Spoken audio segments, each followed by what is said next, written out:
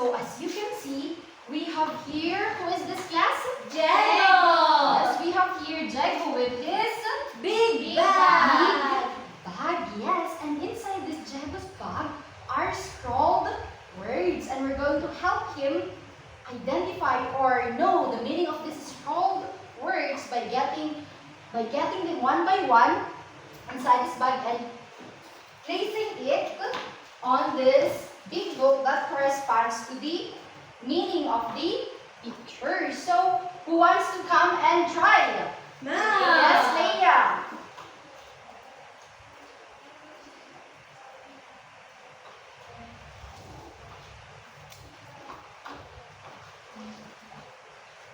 What did you? Shepherd! Shepherd. So, the word that Leia got is Shepherd! shepherd. Can you pronounce it again, class? Shepherd. Shepherd! Shepherd. So, will you go and paste the word shepherd to the corresponding meaning of that, to the corresponding picture? Shepherd! Shepherd. Mm-hmm. Okay. Mom, it's rolling. It's rolling. It's rolling.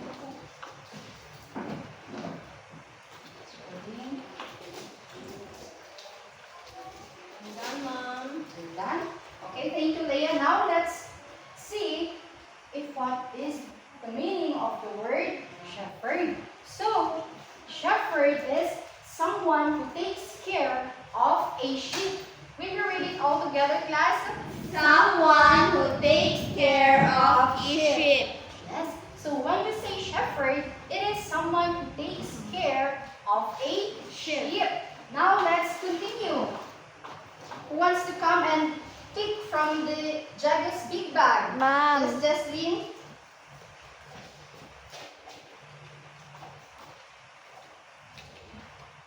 Flock. Will you show it to your classmate? It is flock, Mom. The word is flock. Flock. Okay, will you go and face it to the corresponding picture? Okay, what is flock?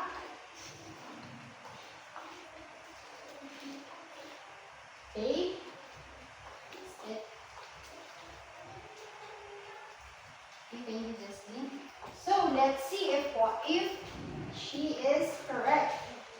Okay, so when we say flock, it is a group of animals such as birds and sheep gathered together. Read it all together. Group of animals such as birds and sheep gathered together. Okay, so we say flock if we see a group of birds or a sheep. In short, instead of saying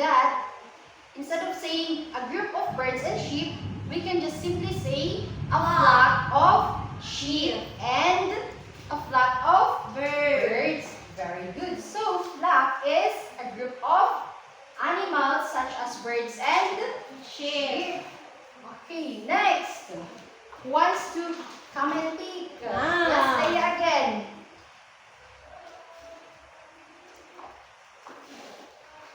Will you show it to the I class? got naughty. Naughty. Naughty.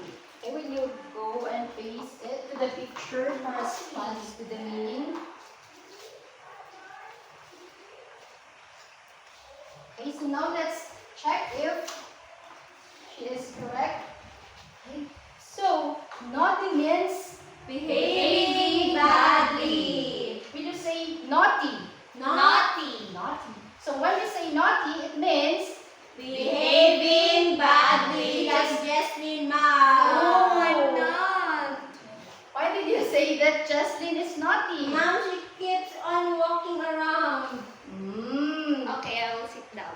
Hey, Jesslyn, you should listen. Okay, so just like the picture here, wherein it shows a boy with a naughty Face. plan, yes, or a bad Plan. plan. Yes. So next, Mom. we have two more words. Yes, Jesslyn again. Okay, will you show it to the class? word is Furious, ma'am. furious. Furious. Furious. Furious. Furious. We just say it all together. Furious. Furious. Okay. Jocelyn, what do you think does the word furious correspond to the picture? Furious.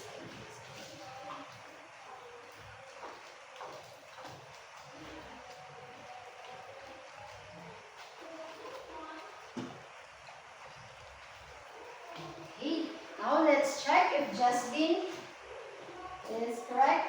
Okay, so when we say furious, it means that extremely angry or very angry. Furious. Furious.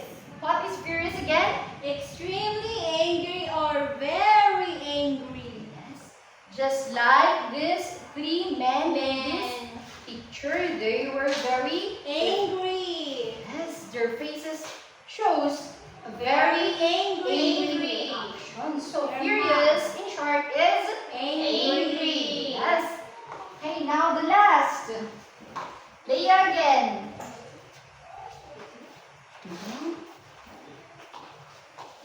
Will you show it to the class? Okay. How will you read that, Leia? Will you try read it? Come again? The bar. Okay, so the correct pronunciation of this word is devoured. Devoured. Devoured. Devoured. Devoured. Okay, so since there is only one picture left there, Mom. I'm going to paste it. Mommy. I will paste it. Yes. So, devoured. As you can see in the picture, what do you think then is the meaning of devoured? The Angry. Lava. Angry. Mm-hmm. It's eating the sheep. Eating the sheep. It's very Scary. It's Scary. mabisin. Hungry. Okay. Starving. Starving, okay. Let's see if your answers are correct. Okay, so when we say devoured, it means to swallow or eat up hungrily. Okay, so Ooh. will you say the word devoured again, class? Devoured. Devoured. Devoured. Okay, and devoured means To swallow or eat up hungrily. yes, devoured means to swallow or eat up hungrily, just like the Whoa. here in this picture. Yes, he is very Hungry. and he devoured all The sheep. Oh no. Oh my god, that's horrible, Mom. Yes. Why? Hey, Poor sheep. With that, now that we complete we successfully unlock these words or these scroll words that is inside Jago's bag. We can now unlock this big book and move to the next side of the book. And if we flip the book, we can see Wow, what's that, Mom? Ma'am? The wolf who, the boy who cried wolf. The boy who cried Wolf. wolf. Oh my Have you God. seen or did you see a wolf class? Yes, On mom. the TV. Where? From the TV, mom. I watch a lot of one. Mom, I watched the Twilight Saga and the person is Yes. turning into a wolf. The one where Big wolf. Do you think that a man turning into a wolf happens in real life? No, Mom. No, Mom, but the animal is true. Yes, the animal wolf is True. and it Very does. scary. Yes. Mom, but if it's true, I want to become a bird. I want to turn into a bird. Ooh. Why, Veronica? I want to fly. It Fly. seems exciting. Yes. Okay. So now we're going to What are you going to do, Mom? Read. read this story entitled Wow. The boy who cried wolf. Okay. Now I want you to close your eyes. Marisol, close your your eyes. Fast close your eyes. Close your eyes, guys. It's closed. Oh, now it's already. dark. Oh It's no. dark.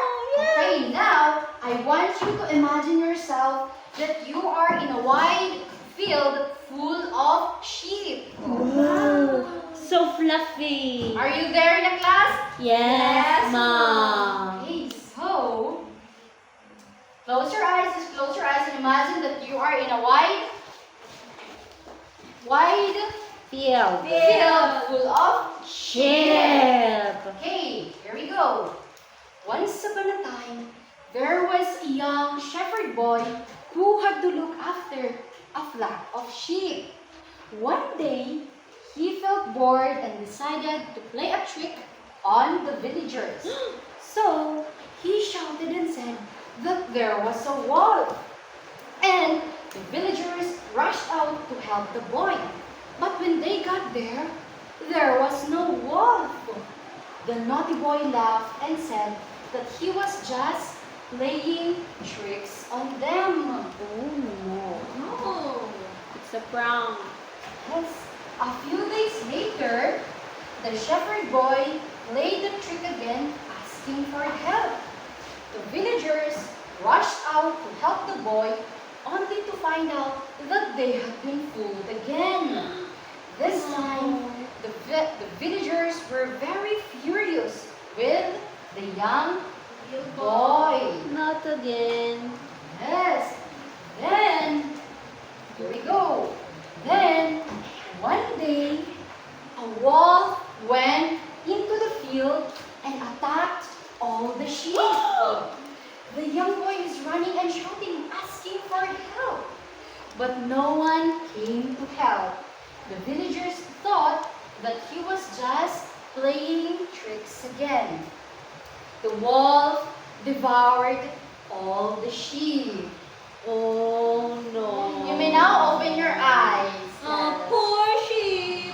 Poor little boy. Yes.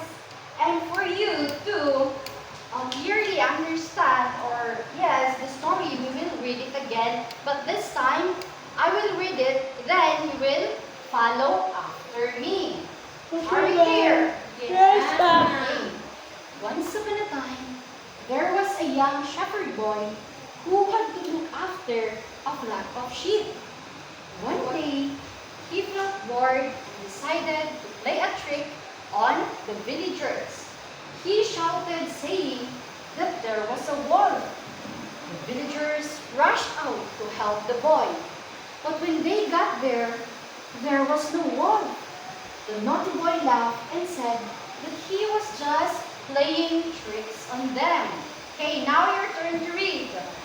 Once upon a time, there was a young shepherd boy who had to look after a flock of sheep. One day, he felt bored and decided to play a trick on the villagers. He shouted, saying that there was a wolf. The villagers rushed out to help the boy. When they got there was no wolf.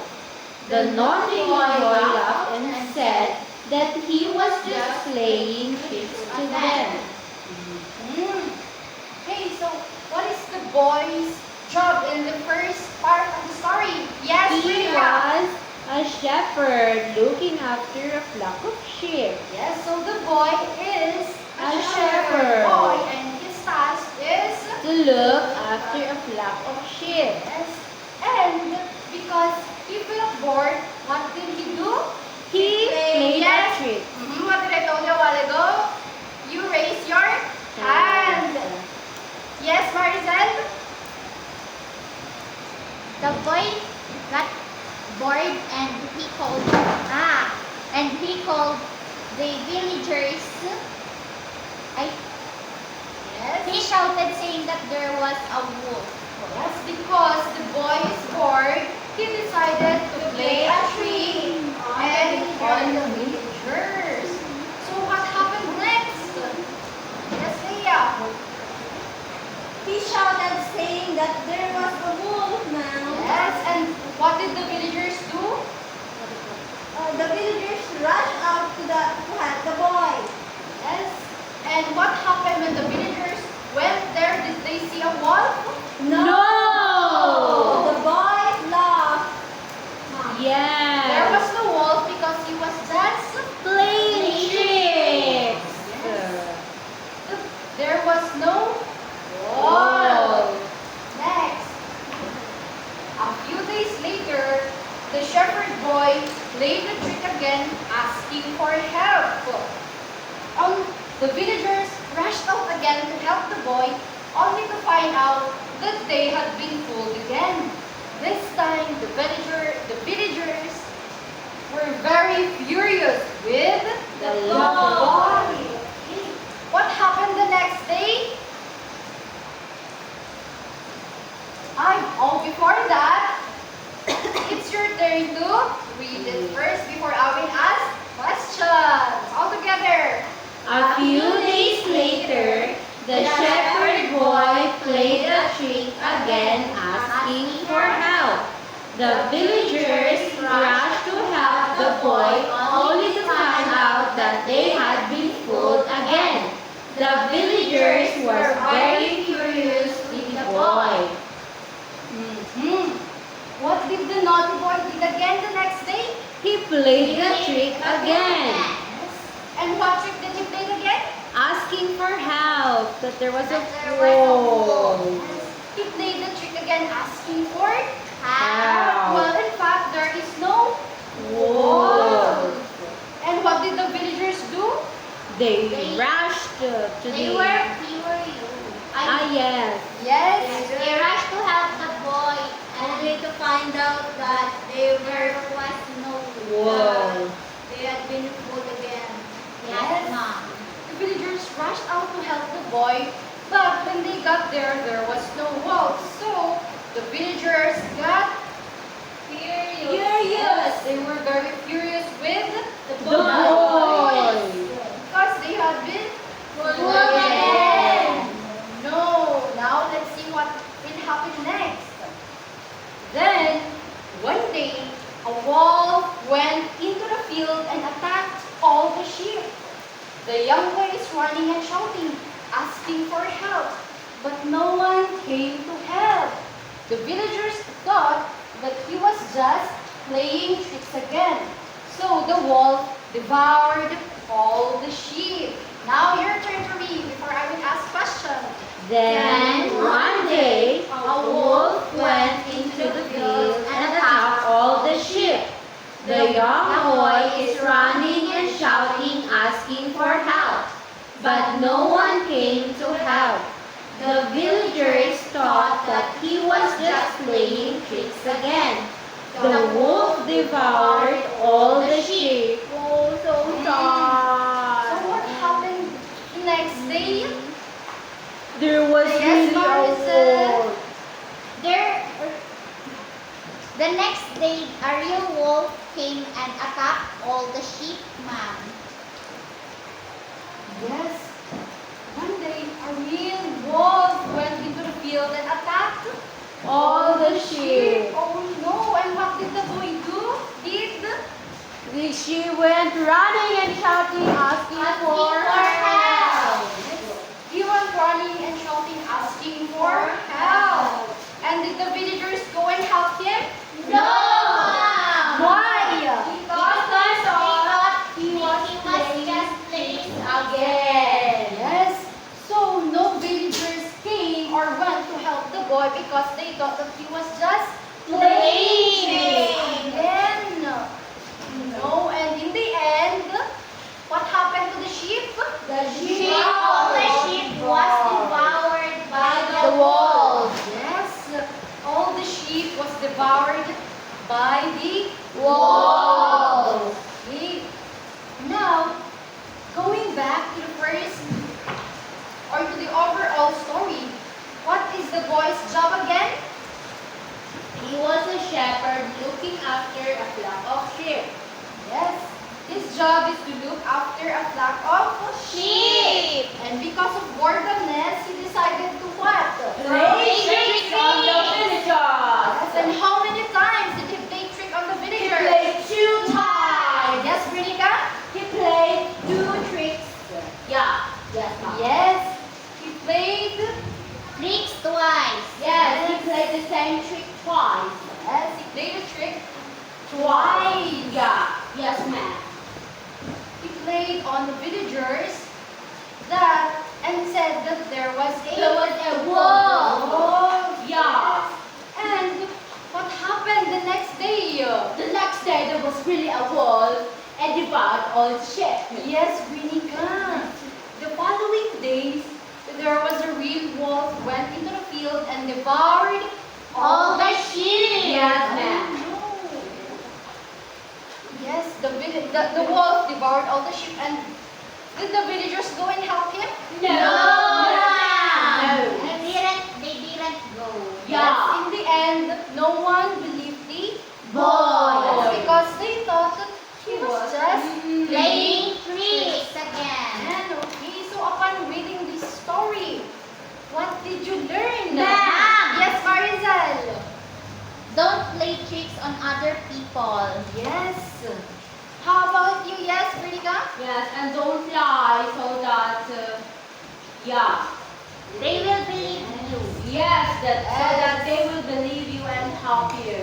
So all of your answers are correct. So we should not tell lies and play tricks because It's bad. yes, it's bad and no one will believe us again. Yes, even if we are telling the Truth. Yes, so don't play Tricks.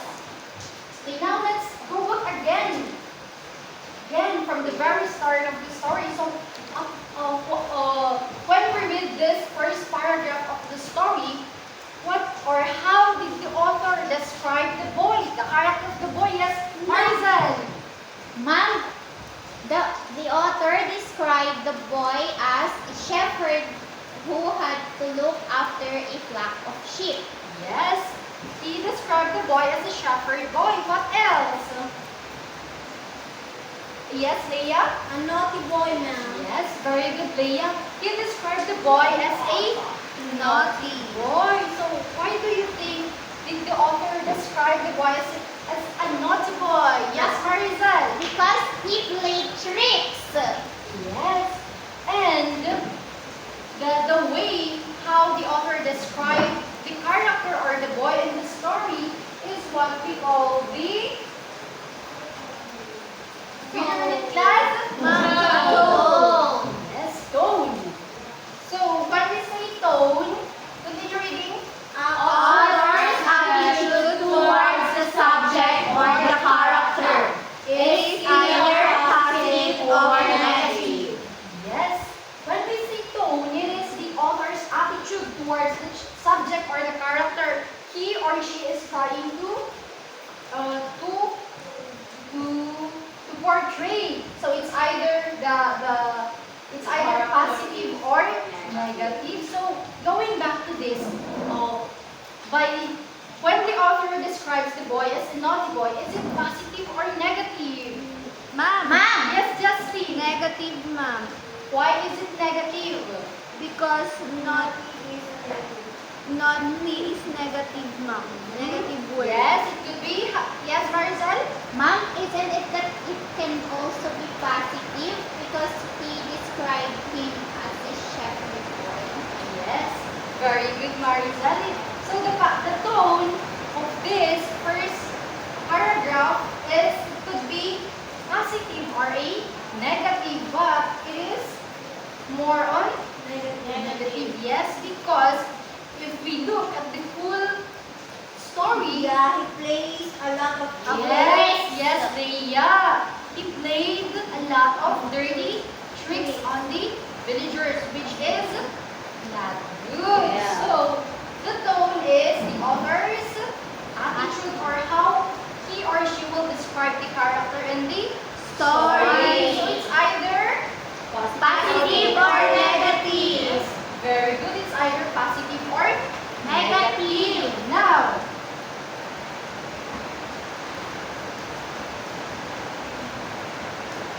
okay, moving on to the second paragraph, second part of the story. What did you feel when you read the second paragraph? Yes, Marisol again.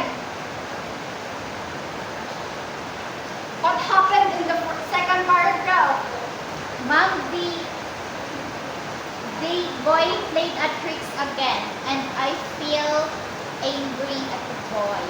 Yes, Maricel, you felt Angry. angry with the boy. Yes, aside from being angry, what else? What did you feel when you read this paragraph or part of the story aside from being angry? I felt disappointed. Yes, yes, Brenica? I felt bad for the villagers. Yes, you felt bad and Disappointed. Yes. And those feelings, sad, bad, and disappointed, are what we call the Mood. So when we say mood, it is Emotions and feelings that the reader feels while reading the story. Yes, it is your emotion or feeling as a reader while reading the story. So you have said a while ago that you felt sad, disappointed, and angry. Yes, bad. So those emotions or feelings that you felt while reading this part is what we call the Mood. It is your Feeling. yes, it is your feeling or emotion while reading the story. If a while ago, tone is the Attitude Yes. towards the Author's attitude. it is about the author's feeling or attitude about the story. That is what we call the Tone. And mood is The emotions or feeling. yes, it is the emotion or feelings of a Reader. So because you read the story, you as a reader, you felt sad, angry, and disappointed, and those feelings are what we call the Mood. So are we clear? Yes, ma'am. Okay. So then, as we have read the whole story, what do you think then is the lesson that we can learn from this? The overall lesson. Yes, Brinica? Don't lie. Yes, Bad. don't lie because it's bad. Yes, Maricel? Don't lie to the other people because they might not trust you again or they might not believe you again. Yes. It is not, yes, yeah? Not everything is a joke. Yes, very good. Not everything is a joke. And we should not tell tricks or lies because no one might believe us even though we are telling the truth. And what do you think then is the purpose of the author in writing this story? Don't play tricks on What do you think then is the purpose of the author? Why did he wrote this story? Yes, Maricel again? for us children to learn to be honest and not to play tricks on other people. Yes, very good. Yes, Leah? And not all that is a joke, and we need to be serious at the important things. Yes, so all of your answers are correct. So when we say the purpose of the author, it could be to, will you read it? Entertain, to inform, to persuade, or to teach a lesson. Yes. So what is the purpose of the author in writing this story? To teach us a lesson. Yes, Justin? To teach us a lesson, ma'am. Yes. The author's purpose in writing the story entitled The Boy Who Cried Wolf is to teach us A lesson. And what lesson again? What is the lesson again? Because you have said those ones a while ago. What are those lessons? Be honest. Yes. In short, we should be honest all the time. And be serious in serious. Things. Moment. Yes. We should not play tricks or make things jokes. So are we clear? Yes, ma'am. Yes. So, yes. So when we say tone, The attitude of the author towards the subject of the character, ma'am. yes. So what is the tone of the first paragraph? You have said a while ago? That the boy is naughty, ma'am. And is it positive or negative? It is negative, ma'am. Yes, the author's tone in the first paragraph of the story is Negative. How about the mood in the second paragraph? Angry, ma'am. Disappointed, ma'am. Yes, the angry, disappointed, and mad are the moods or your emotion as a reader. Those are the emotions that you felt while reading the Story. Yes, and of course, there is always a Purpose. And what is the purpose of the author again in writing this story? Be honest. Yes, be honest and Don't play tricks on other people. yes. The main purpose of the author is to teach us A lesson. We should not Trick or eat yes, we should not trick or play trick. to other people. Yes, so those are the tone, mode, and purpose of the author in writing a Story. Very good.